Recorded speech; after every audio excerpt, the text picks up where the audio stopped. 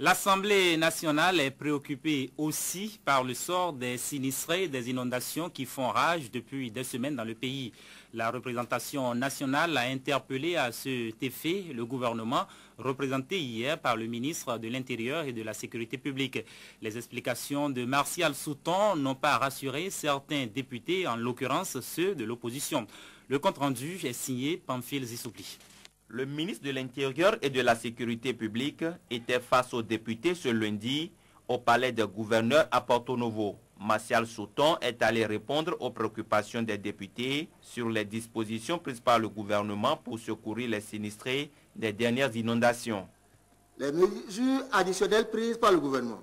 Première à être affectée, la commune de Karimama a reçu du gouvernement une assistance composée de 1000 nattes, 500 moustiquaires, 100 couvertures, 100 tonnes de maïs, 5 tonnes de riz. Quant aux communes de Tchaourou et de Zayando, dont les appels au secours ont immédiatement suivi, elles ont reçu pour l'instant, respectivement, 69 et 40 tentes. 30 tonnes de maïs par commune, soit au total 90 tonnes, sont déjà acheminées à Wenki, Zayenando et Malanville. La réponse du gouvernement n'a pas convaincu les députés signataires de cette question d'actualité. Partant des déclarations du gouvernement, on a comme l'impression qu'ils ne comprennent pas l'enjeu. Puisqu'il faut aller voir, ils ont vu à la télé, ils ont vu tout ça là. Et pratiquement, je sens qu'ils n'ont rien fait.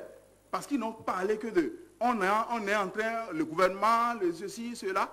Et c'est quand l'eau va aller de lui-même qu'on va faire. Et ce que je voudrais dire, pour terminer, voyez la situation de Cotonou. On a dit gouverner, c'est prévoir. Il y a une étude qui a été faite où on a dit, avec tel montant, on peut assainir Cotonou. Pourquoi le gouvernement ne pourrait pas faire quelque chose pour pouvoir dégager ces montants et assainir définitivement à côté? Parce qu'on a parlé de 200 milliards. On n'a pas cité une seule action dans l'OME. Mais comme ils considèrent que moi je suis de Dangbo et que Dangbo est exclu du Bénin, même le conseil dernier qu'ils ont fait, ils n'ont même pas cité Dangbo. Parce que c'est ça. Il y a Dangbo seul. Il y a 8 morts. Et j'ai appris qu'il y a des morts à Djoum, à Bonou. Je suis complètement gêné, sinon consterné par la façon dont nous abordons la question.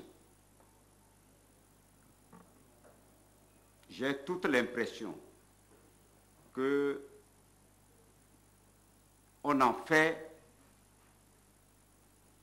un fonds politique. On en fait